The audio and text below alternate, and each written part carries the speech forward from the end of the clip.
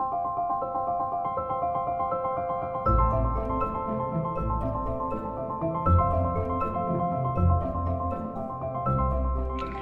I'm Sabra Bell, and I'm a San Francisco native. I grew up in Bayview, Hunters Point, and I'm with the Abundant Birth Project. Yes, my name is Breezy, last name Powell, and I am a community researcher with the Abundant Birth Project. Hi, my name is Anjanette. I grew up in San Francisco, California. I'm a Fillmore native. I grew up in Richmond, California. That's where my family's from, specifically Northern Richmond, California. I've lived in a lot of areas in San Francisco, but I would say home for me would be, besides like Noe Valley, like just because that's where my family's rooted at or was rooted. I would definitely say like the Fillmore, just because I lived, in the neighborhood just until recently. I moved downtown. San Francisco is special because it's a lot of diversity. A lot of people think that it's still not Black people here or Pacific Islander women, but we're still around. There's still a whole bunch of us. I wish I can currently move back to San Francisco right now, but just the way the rent and stuff is set up, it's too expensive. Some issues that communities of color face here in the Bay Area is access. Just having access to healthcare, having access to resources, having access to jobs. We face a lot of stereotypes, what they call us like welfare queens and things like that. Communities of color, they face like a lot of things, like waking up every day just being Black is an issue for the Black communities. But like school, work, especially in like hospital and birthing, like obstetric racism is huge. Black women go into spaces and you don't get believed for like your pain. And I feel like that's so problematic because Black women are always told to be strong. So in a way you kind of like reinforce that superwoman like idea about stereotype about Black women, where you feel like we're, in a way we start believing like, damn, am I really in pain? It's like, so then there's some mental illness that happens because when you're not validated and you're not allowed to heal, then so many problems occur from that. There was research done that showed that the Pacific Islander community has the second highest rates of preterm labor and birth, closely after, the Black community. I know that things exist and that things happen. I knew racism was happening to me, and I didn't really know how to name it, though. I didn't have the tools to name it. And so like during the interview, they were asking me stuff like, how do you feel like racism impacts birth? And I was like, wow, this is like deep for me, because I felt like this happened with my mom, like just my little sister, 7. In 2012, she was pregnant, and we went to her ultrasound, her little sonogram appointment, and man, just she didn't have a heartbeat, and the way that the doctors like reacted to her and like treated her was like so foul. It just like did something to me, and I knew it wasn't right, and I couldn't explain it. And so like when I got there and they asked me these questions, I was able to put my experience into words and tell them like, wow, I had this experience. Like, this is what this means to me. This is what obstetric racism looks like. Well, first of all, I had a preterm birth and my daughter didn't survive. So when I heard about this program, I was like, oh yes, I'm willing to help, because I was one of those women that was in this category. I think I just always had an interest in the medical field and like bodies and, learning how to be healthier, just to survive pretty much. But when I got pregnant with my daughter at a young age, that definitely opened the birthing world to me, because, I never knew anything, or I didn't know anything, when I was pregnant at the time. And it was just a big learning curve for me. I didn't really have a good pregnancy. It was horrible, actually. But my daughter was actually healthy, but I didn't like the doctor I was going to. I didn't like the hospital. Like, it was just all like, it was like a stressful thing for me.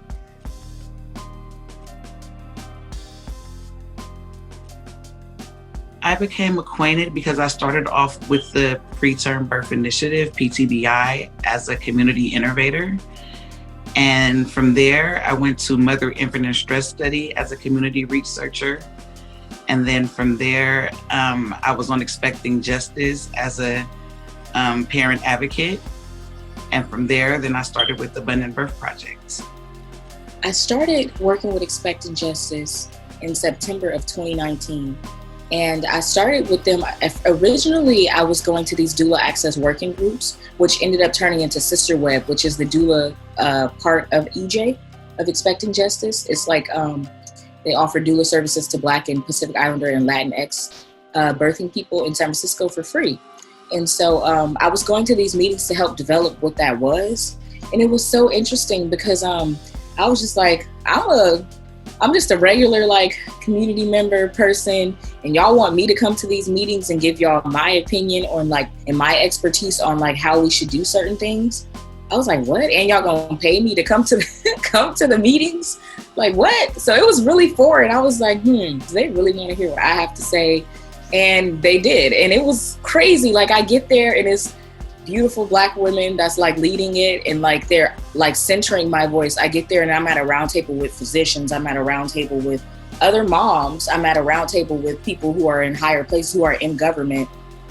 Sitting here at the table with us, trying to learn from us and, value our knowledge that we have. The first thing we learned was what is like qualitative research, and how people's lived experience is like real valid knowledge. And then we also helped develop like the interview guide, which was super fun. We got to like create questions that we thought would be helpful in getting data. Whew, we did a lot of trainings with each other, and then we'll do like practice interviews, like on how to, like what to say, like how, and then we changed it up a few times too. Like maybe we shouldn't say this because maybe this might offend people. Maybe we should say it like this. So doing it over and over, I feel like it got better because we changed up things, we switched things around to make it comfortable for the moms. I learned so much, and it was so good to be, surrounded by like, folks my age, but also like elders, to confirm, just the space and, the why and the work that we're doing. Because it's like this world that we live in is so crazy and all these things that's going on. So like being a part of those trainings was good for me because it gave me a bigger outlook. I wouldn't say a bigger outlook on things about like, the injustice system. I feel like Expecting Justice and just the whole ABP team were like, we have to like, one, make sure we practice self-care before we like, do any work, and also like address like, what we need to heal in ourselves before, we go out in the community and interact and, make sure we don't bring our biases to the table.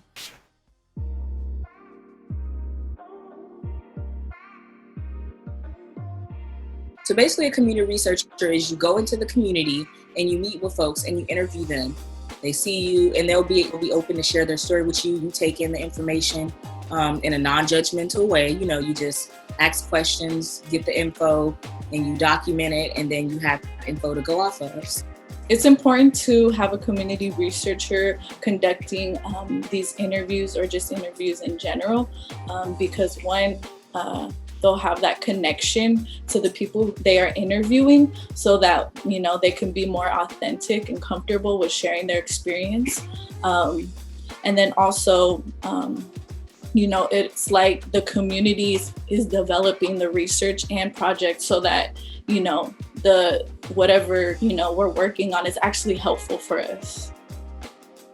And then after we conducted the interviews, we basically looked over, all the recordings and basically pieced everything that everybody said together to, develop our sort of like proposal, I would say. And so we really wanted like the mom's expertise to be included in the Abundant Birth Project. And so we got to host a design sprint. And so basically that's where we brought all the moms after we had interviewed, or just as many as we could, back to a Zoom.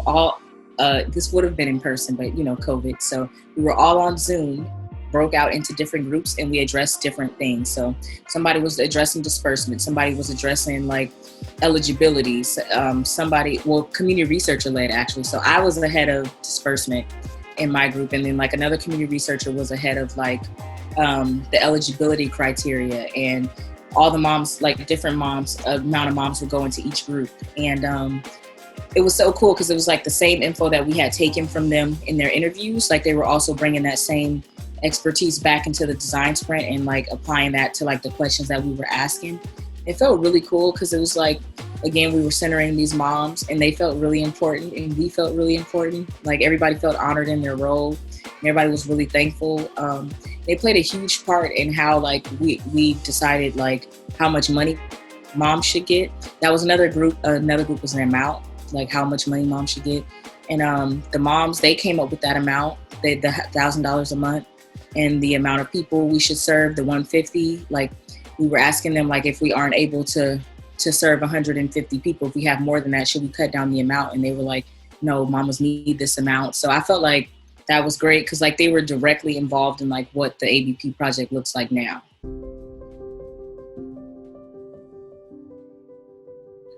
Some problems that the moms experienced that we noticed when interviewing them was lack of access, lack of resources, lack of respect when dealing with social services. First of all, they wished everything wasn't so expensive in San Francisco because a lot of people had to move out of San Francisco, like far away from their families. We learned that a lot of moms, don't want to go out and sign up for these resources in the community, these supportive resources, because, there's just a lot of shame. Sometimes it could be a little emotional because you hear some people moving hours away from their families just because they need to afford rent. And you hear some moms that make enough money that would not be considered as low income, but they're still low income because they have to pay daycare and rent, high rent. And so they're not eligible for some of the resources that would be resourceful for other women that's low income. Not feeling believed, about their income and like what they might need. A lot of moms dealt with a lot of shame. So when I did interviews with the moms, their biggest thing was employment. Like some people lost their jobs. Some people had interviews and couldn't attend their interviews because of COVID-19. And everybody know, like, if you don't work, then you can't take care of your family. So a lot of moms were stressed out about that. Others felt like some people would just get pregnant to get the money. There was a lot of internalized racism, a lot of internalized stigma around receiving benefits. And that made us really uncomfortable. We just felt like mama shouldn't feel like this, man. Like, this is what like these programs are for, It was interesting, but also resiliency came up in these interviews. And that was really, really beautiful to me because it's like, despite all of these challenges we're experiencing with these social service programs, at the end of the day, I'm a mom and this is my baby. I brought this baby into the world. And so I'm going to do what I need to do to make sure my baby is good. And I thought that was amazing.